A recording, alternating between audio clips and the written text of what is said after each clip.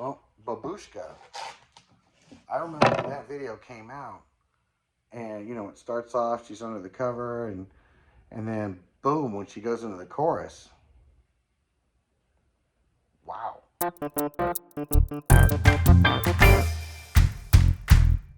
What's the haps, chaps?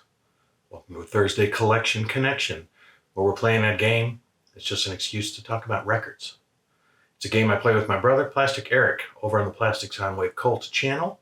Every Monday, he shows an album. Every Thursday, I show an album. The connective tissue is that the album that we show in some way has to relate to the album shown in the previous video. With that out of the way, let's move ahead.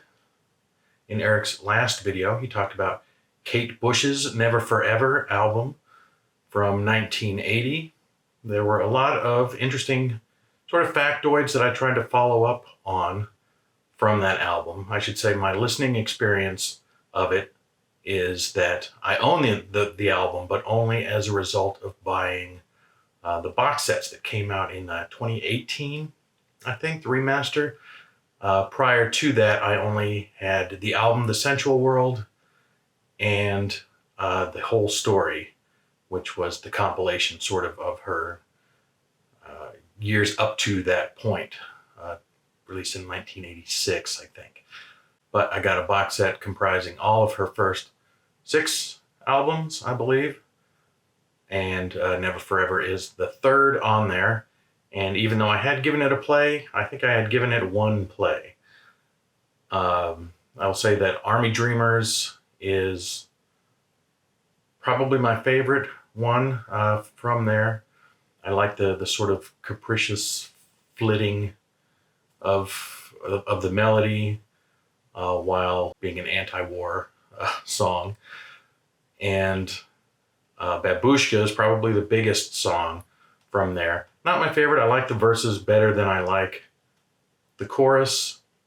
And it's hard to not draw parallels for me anyway between like the Pina Colada song and Babushka that kind of have the same or similar themed storylines. There is some decent stuff on there though. I did was eye-opening and something I can come back to later. I will say that I do not care for the album cover at all. It looks to me like Kate Bush is sort of queefing out all the animals of the universe and in an illustrative style that when I look at it, it makes me think of the illustrations in old Choose Your Own Adventure books. So I think it's a weird concept, weirdly executed.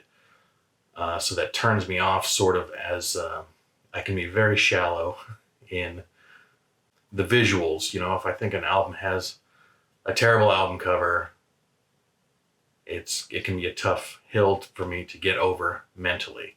However, apparently when I did my research, the British music magazine, Record Mirror, called it their greatest album cover of 1980, maybe in a year-end of list. That was kind of the first thing that I gravitated toward trying to make a connection with, but not only could I not find any lists of Record Mirror greatest album covers of the year lists, I couldn't even verify that they did such a list, let alone that Kate Bush won it for 1980. But all in all, couldn't go anywhere with that because I couldn't find any additional information on it. It was her first self-produced album and also her first #1 album in the UK, which was interesting. And apparently, I think there's some specifics that hopefully I don't leave out, but maybe she was like the first solo British woman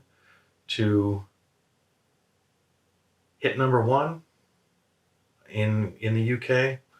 Something along those lines. There may be another specific that feels very hard to believe in 1980 that it took that long. But the song Infant Kiss on Never Forever is inspired, as are much of her songs, by popular culture. I think she tends to maybe be inspired more by movies, even though those movies are often based on books. And Infant Kiss is inspired by the 1961 Deborah Carr film, The Innocents, which is in turn based on the Henry James story, The Turn of the Screw. I think it's The Turn of the Screw. I want to call it The Turning of the Screw, and I think that's because it blends so well with Shakespeare's The Taming of the Shrew.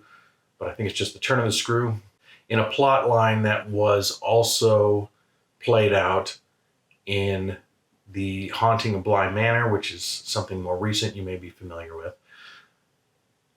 where a child's body is possessed by a grown man and causes that child to behave inappropriately. That was just one of many Henry James inspirations folded into The Haunting of Bly Manor, and The Innocents is just basically that story. And so I thought, well, what other songs can I think of maybe that were based on a horror movie? And almost randomly, in doing some research, I came across a song written by Ezra Koenig called Walcott. And this song, Walcott, it takes a little bit of a journey, but Walcott is the main character of a sort of self-made, a home movie made by Ezra after his first year of college, and it was based on or inspired by the 1987 film, The Lost Boys. So it's a movie about vampires. I don't know if he finished it, but surprisingly to me, the movie was called Vampire Weekend, which is where, answering my long-standing question of why is this band called Vampire Weekend, that's where that came from. He had sort of unearthed the film, brought it back after having kind of worked on it for one weekend once several years ago, and then as he was finishing up college, and coincidentally around the time the band was forming, I guess this was fresh in his mind. And so it's interesting that that's where the band name came from, Vampire Weekend. And the song Walcott appears on their debut, also called Vampire Weekend from 2008. So yeah, that is my connection. A song inspired by a horror movie, although you wouldn't get it from listening to the song Walcott necessarily. It's more, he just says, don't you want to get out of Cape Cod tonight? And I guess the movie itself was sort of an East Coast version of The Lost Boys. But it doesn't give a sense of like vampires. You wouldn't know unless they told you what the inspiration was, I don't think, for the song Walcott. And it's just the name of the main character. I don't know if the song was written, if he wrote the song for the movie, or if he wrote the song after he dug up the movie several years later, but it did appear on their debut album. A very good album. It was one that kind of won me over right away. It uses both sort of African high life inspirations, not unlike, drawing yet another comparison to Talking Heads, the Remain in Light that I showed a few weeks ago, that kind of an Afro-pop inspiration, also mixed in with classical music. These guys met, this foursome, especially the primary two, who are Ezra Koenig and Rostam. I'm going to try his last name. As kind of the primary collaborators and songwriters. Ezra does the singing. Rostam, in addition to being a songwriter, was responsible for a lot of the production, and this is in fact a self-produced album, interestingly, and it has such a distinct sound and flavor, and it can be off-putting, I think, because it, in its way, sort of celebrates, a very New England waspy way of life. But I think that in its way matches with sort of the joyful nature of high life. And I think it makes for something fairly unique. I don't know of any other band that sounds like Vampire Weekend. And although their follow-up, 2010's Contra, I think is my favorite Vampire Weekend album, the first two, I would say, are real keepers. Yeah, Cape Cod, Kwassa Kwassa, is a terrific song. M79 sounds like, riding horses in the countryside. It's a weird mix of this sort of, punk, pop, African high life, and Baroque classical music that is unique. I enjoy it.